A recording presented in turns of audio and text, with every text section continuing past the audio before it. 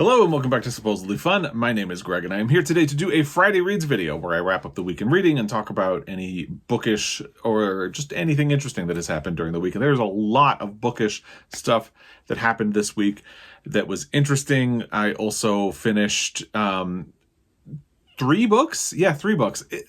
I should preface right now and say, if you follow along, you know, we were not home for all of April. We finally got home this week. So we got home after Jamie's last radiation treatment on Tuesday. Jamie is Jameson, my dog, and she is being treated for a nasal tumor, if you are unfamiliar. So we were in Pullman, Washington, having her treated for that. And she had her last treatment on Tuesday. We had a follow-up appointment to talk to the doctor about what to do going forward. And then we were so eager to get home that even though we had the hotel room for another night, we just got on the road and came home.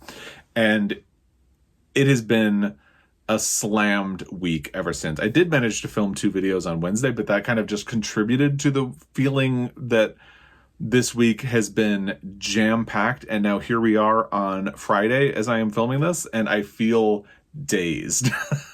I think today and yesterday a little bit, everything, like all of the adrenaline that I had been running off of started to run out. And I on the one hand, I'm very tired, but also I feel discombobulated. So that has been going on this week. You will probably notice that in this video because I can't promise that I'm going to be extremely coherent as I talk about this. I will do my best. But I did finish 3 books this week. And I have 2 books ongoing. We will talk about those a little bit later when we get into the actual Friday Reads portion of the video. There are a couple of things I want to talk about before we get into the Friday Reads portion of the video. I'll try to do them very quickly. And first, just, I guess, to put a kind of bow on the experience of being in Pullman at the Vet Med Hospital at WSU for Jameson. It was difficult, of course, but it was also a very positive experience because the doctors there are so great, and Jamie is a dog who is very suspicious of strangers in a lot of ways, and she loved all of her care team, and that was really good to see as a parent. And they're such lovely people. They could talk you off of a ledge, but also, you know, the days that we had to go in and we would be waiting while Jamie had her treatment, you were surrounded by people in a similar situation or with a similar disposition about pets. Like, we had so many conversations with people who would say things like, you know, my dog is my child and I would do anything for them. And that's how we feel, exactly how we feel. So the experience, the people we met, the dogs we met, it was beautiful and difficult because, again, nobody goes there when things are going great for the most part. We met other dogs who were going through radiation treatment as well, and their parents, and we met a lot of really great people. And it was, despite the circumstances of everything, it was nice being around people who were of a similar mindset and just would do anything for their pets. And that was nice. And so far, Jamie is doing well. The tricky thing is now that we're home is when a lot of the potential negative side effects will come into play. And she is itchy. She's been kind of rubbing her nose a lot. Thankfully she's not scratching, because if she does start scratching, we might have to put a cone on her, or, you know, figure out a way to keep her from scratching. But so far she's only rubbing, but she's definitely itchy now. There are other potential side effects that could come up in the next 2 weeks. We'll see. And then, we'll have to go back to Pullman at the end of the summer for, another test because, you know, although we have seen a positive response to the treatment already, the tumor itself doesn't respond until it takes a little longer for it to respond. So at the end of the summer, we can sort of recheck and see where we're at. And, you know, fingers crossed for that, because it would be nice to have obviously it would be nice to have a positive outcome from all of this, but mostly for Jamie, I would like to see her healthy and happy for a long time. So that's nice. And I'll put a photo here of the doctor who was leading Jamie's oncology care. What a lovely woman. Jamie absolutely loved her. And again, as difficult as it was to be there for the reason that we were there, it was a positive experience overall. And so far, Jamie seems to be doing really well. And thank you, everyone, for all of the well wishes again. I was originally going to try to film this in the living room where I used to film most of my Friday Reads videos so I could film with her, but she's not on the couch. She's in the chair, so you wouldn't be able to see her anyway. And it is snowing here. And actually, it looks like the snow has turned to rain again. It's been going back and forth between snow and rain all day, and it's really cold, which also means that the lighting in the living room is not great. I'm ready for spring. Definitely ready for spring, but yeah, I can't force these things, so we'll just have to get through it. But anyway, so I figured and Jamie's asleep in a chair, so I figured I might as well pop back to the library and film my Friday Reads here. So what would I like to talk about before we get into the actual Friday Reads portion of the video? The first thing I want to mention is I started catching up on some booktube videos this week, and I watched a couple of videos from Sean the Book Maniac. He had an interview with the CEO of the organization that is putting on the Carol Shields Prize for Fiction. This is a new fiction prize this year. I believe the winner is going to be announced on May 4th. I'd seen when they announced the long list, and people pointed it out to me. There were some people who were a little confused because it is a prize that is geared toward women writers and non-binary authors, and it was announced, the long list was announced around the same time as the women's prize long list, so I think a lot of people were sort of concerned that it was trying to steal some thunder from that. I don't think that was the intention at all. I just hadn't had time to look into the prize at all, so Sean's interview with the CEO was really helpful, and I love a lot of the thinking behind it. So basically, there was an event where someone was speaking, and they had pulled a lot of data, and they found that women in North America, Canada and the US specifically, tend to be paid significantly less and are less rewarded. So that is why this prize is specifically for women and non-binary authors in the United States and Canada. And I would encourage you to check out Sean's video. There's a lot of really great information about the prize. It definitely made me a fan. I have read 2 books by Carol Shields, including the one that she won a Pulitzer Prize for, which was The Stone Diaries. I also read a book called Unless by her. And Unless was her final novel. She wrote it while she was dying of cancer. And I think it is a flawed book. Let me grab my copy because it should be right around here. Bear with me a second. Yeah, right here. So I think it's a flawed book. However, there is a passage toward the end of the book that I still think about. What is it, 20 years since I read this book? I read it when it first came out in hardcover, and this is a first edition. It is copyright 2002. So I read this 20 years ago. I still think about that passage toward the end of the book a fair amount. I used to pick up this book and sort of flip toward it. Again, it's at the end, so I don't want to talk about what it is, but it explains the title of the book. That's what I will say.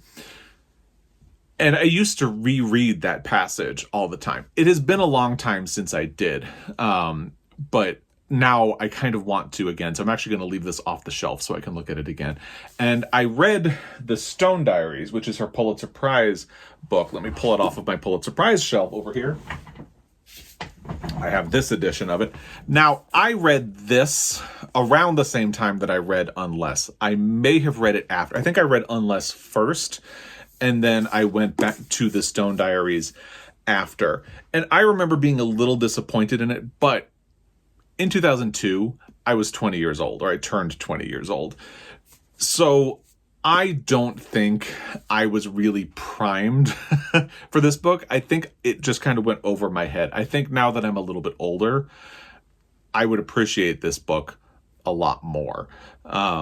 So I'm really looking forward to rereading it as part of my Pulitzer Prize project. And I love that this prize has been created in her name because it is in her name because she straddles the line between the United States and Canada. She was born in the United States, but moved to Canada as an adult. And she talked about how women sort of live invisible lives. And one of her missions was to stop that. And that is another reason I think going back to The Stone Diaries now would be really interesting, because I feel like I have a much bigger appreciation for work like that than I would have as, someone who was 20 years old. And really at that time, not through any fault of my own, but just was really fixated on my own experience of the world and had more of a difficult time maybe empathizing with other people's. I don't, not 100%, but that was certainly at least partially true. So anyway, I'm really excited about this. And I think the shortlist is a really interesting, diverse group of books that you might not typically see on a long list or a short list. I'm pulling it up right now. There is The Sleeping Car Porter, which won the Giller Prize. So there's a sort of mix of books that have been recognized before and books that are maybe wouldn't get a chance elsewhere. And that's really interesting. So it's going to be, it will be fascinating to see which book wins. It's also a big prize. It's $150,000 US. So anyway, I encourage you to check out more information about that prize because I watched that video and it got me really excited about it. And we are sort of in book prize season. There are sort of 2 book prize seasons because in the spring we have the Women's Prize, the International Booker Prize, the Pulitzer Prize is announced, and now we have the Carol Shields Prize, and then we sort of have another book prize season toward the end of the year when we get the traditional Booker Prize, we get the announcement of the Nobel Prize and the National Book Award and some things like that. So we're in phase 1 of book award season for this year, and it's nice to have another prize in the mix to follow along with, and I think that's really interesting. The other thing I wanted to talk about is that Vanity Fair did a first look at a miniseries for All the Light We Cannot See by Anthony Doerr, which is another Pulitzer Prize book.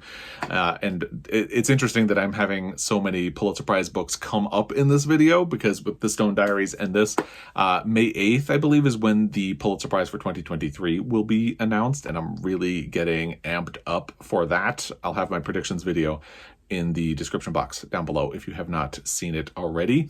But anyway, so I think this will be a really interesting adaptation.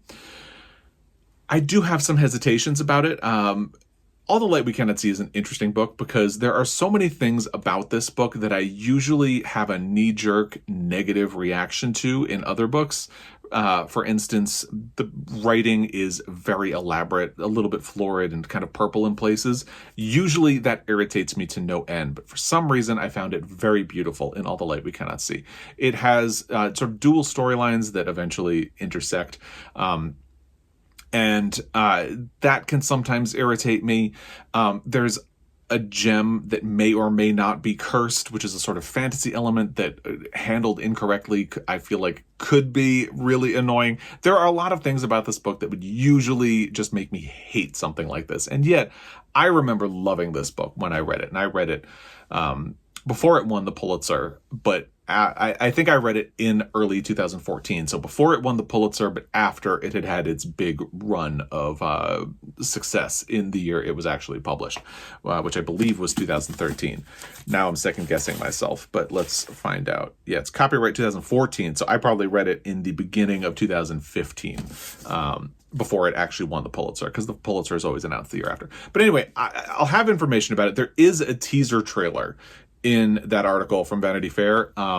Some of the things that have me a little concerned, the director of it, Sean Levy, has been a producer on some projects that I really haven't liked. I'm trying to look for the list just so I can make sure I get it correct. I remember one of them is the Deadpool movies. I am not a fan of those at all. My foster son dragged us to see Deadpool 2 in a theater, and I have really just wanted to walk out. That is not my type of movie.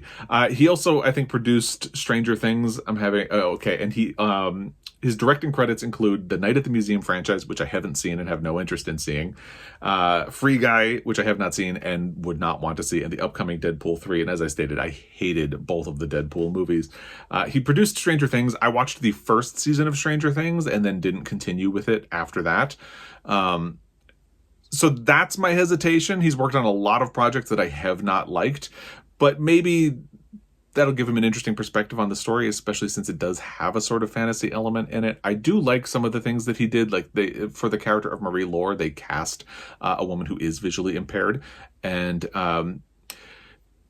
in the article, they talk about how she helped inform the way they thought about the character. Like as they were staging her movements around the apartment, she had to point out to them that a blind person who has been living in a space for a while wouldn't need a cane to move around. They would understand the space and could navigate around themselves, which was a surprise to them.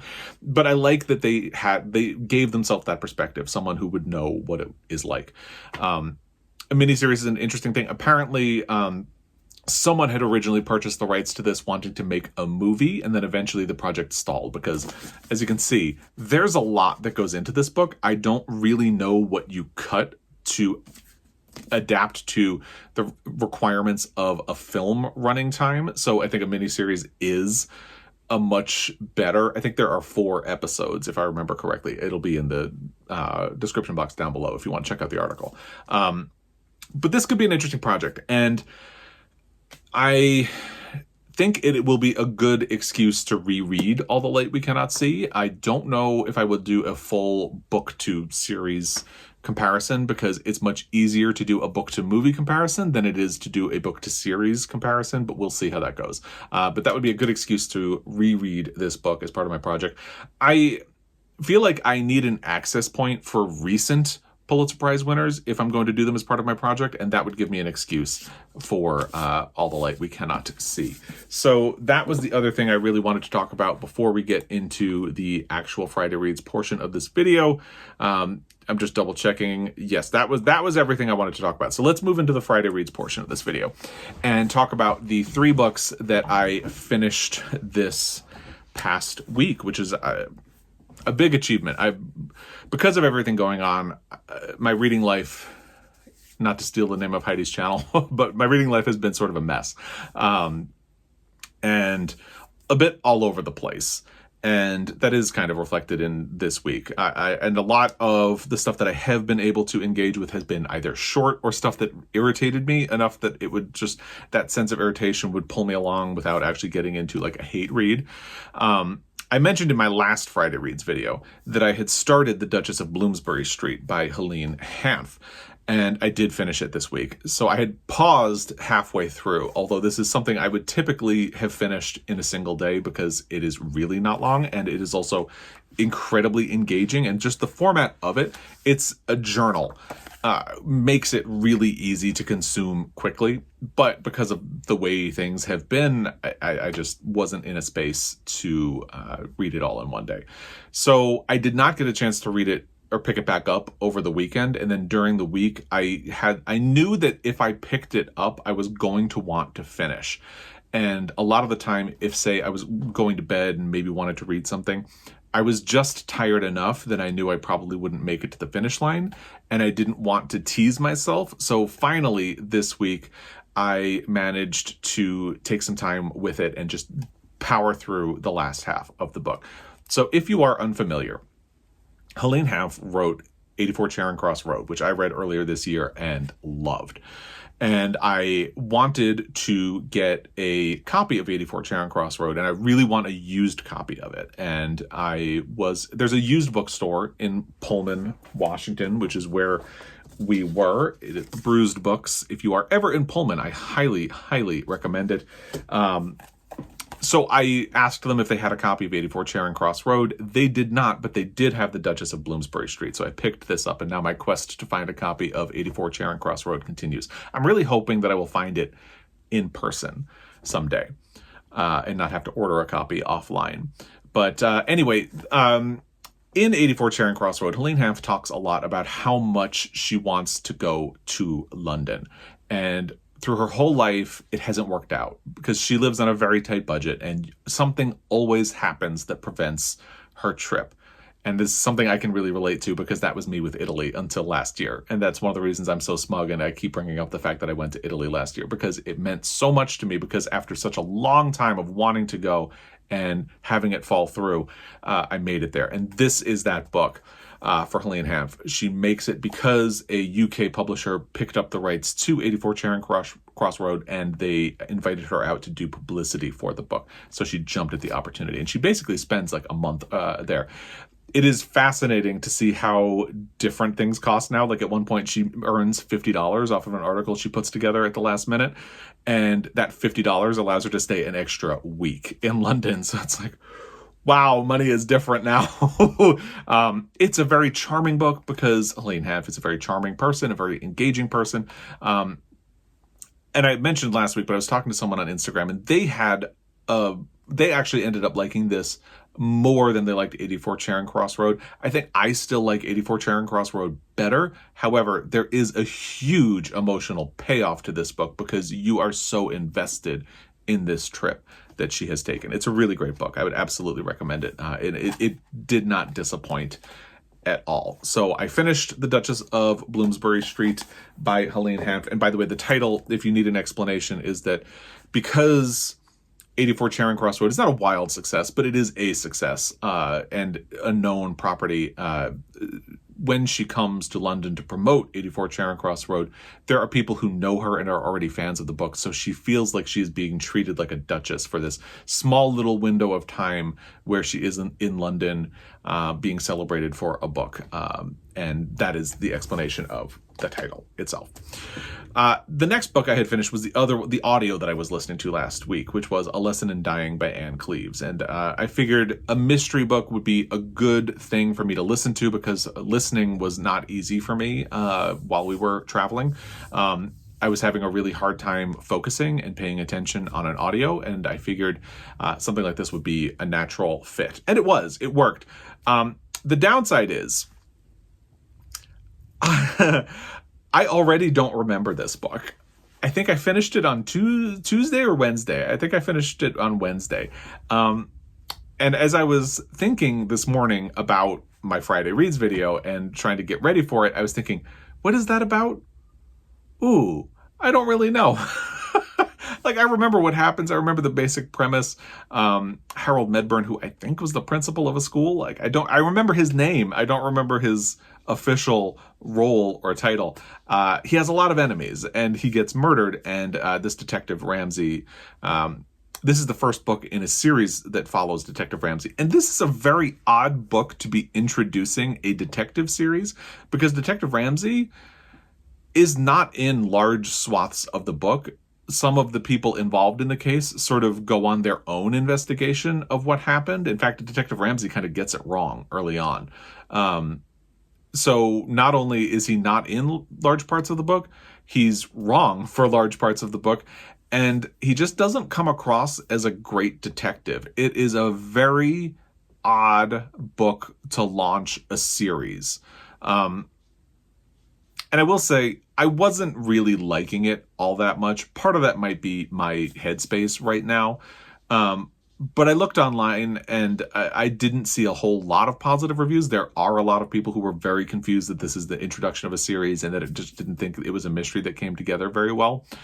Maybe that's why I just don't remember a lot about this book already when it's been less than a week since I finished it.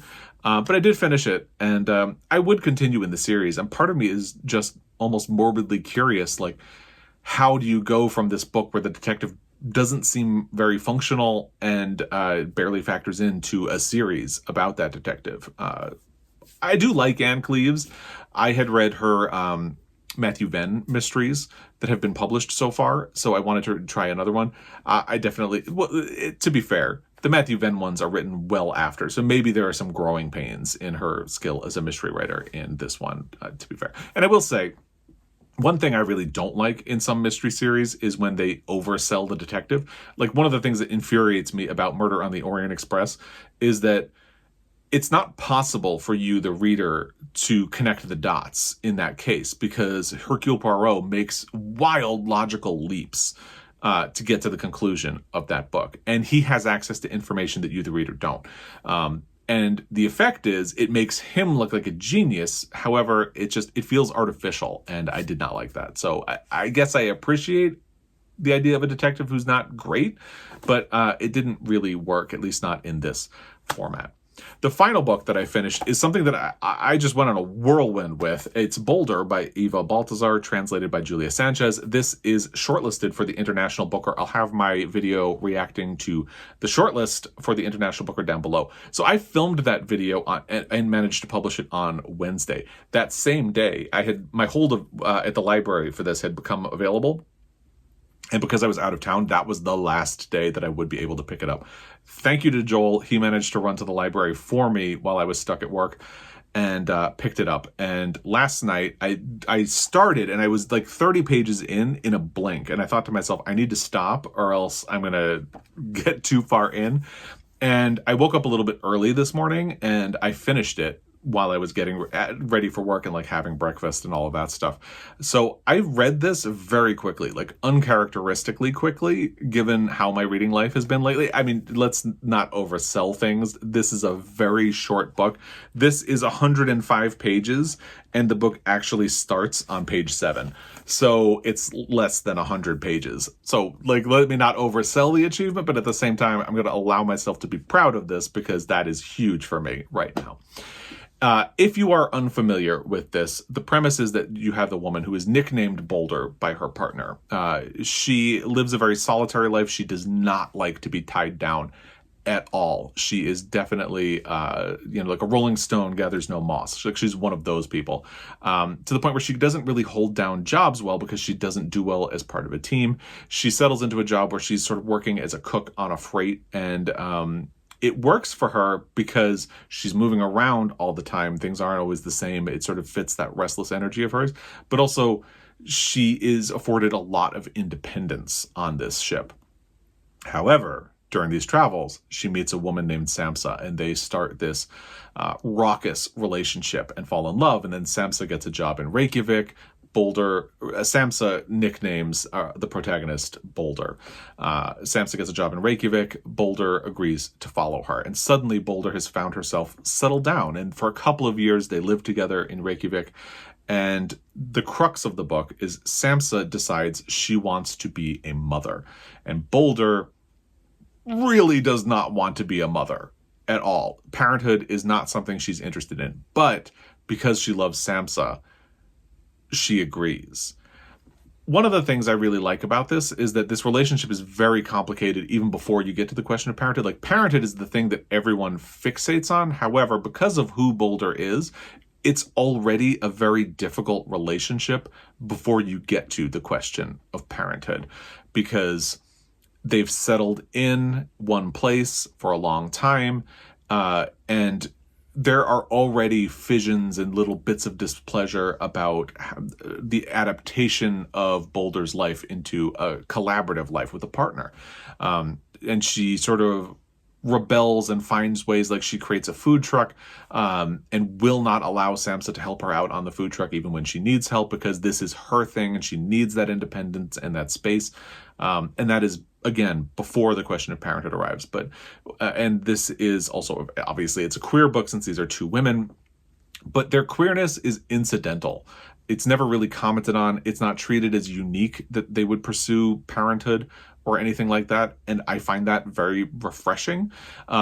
I thought it grappled with the questions in really interesting ways. There's some really strong, staggering writing. Like this is a library book. I almost wanted to pull out an index card and take notes about some of the lines in this book. I didn't, but I really enjoyed this book. I liked it a lot. I think it's very smart. I think it can be a little prickly. Like, this is a character who is very flawed and is aware of those flaws. And if you are not someone who likes flawed characters, this might not be a book for you.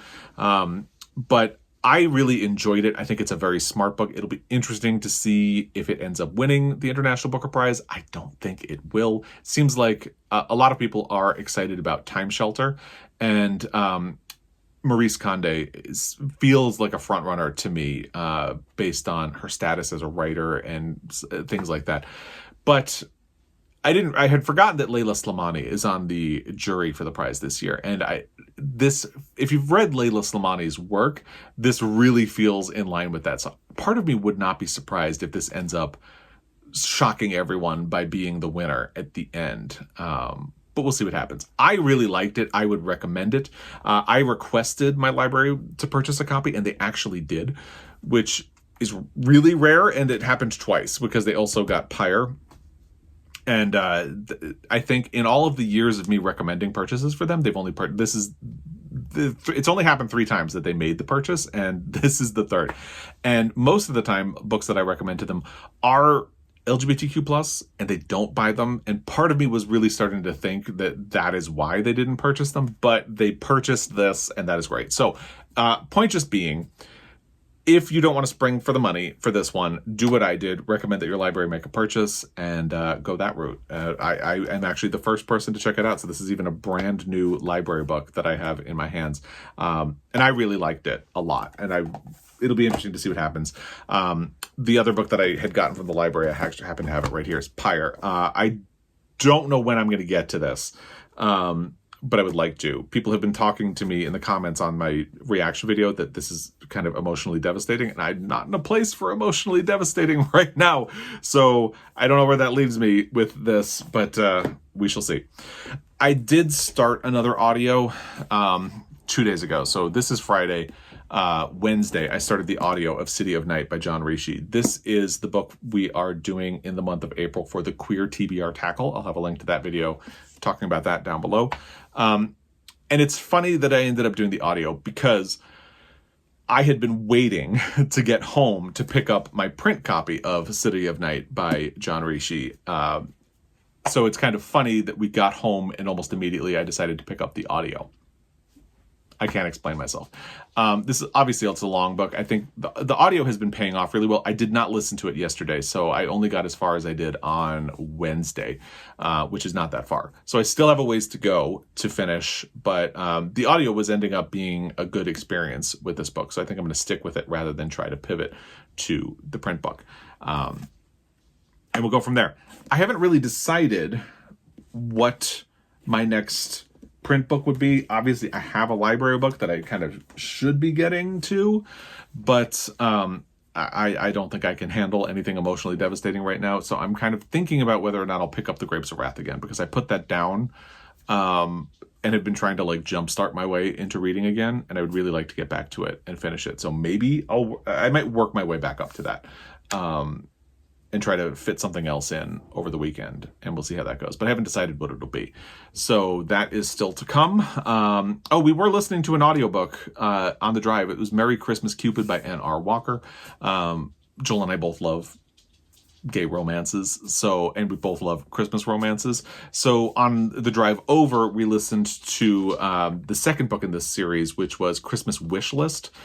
Joel had listened to the first one before, and we finished it while we were in Pullman, and then on the way back we started Merry Christmas Cupid, which is really cute so far, and sort of filling all the vibes that we needed it to.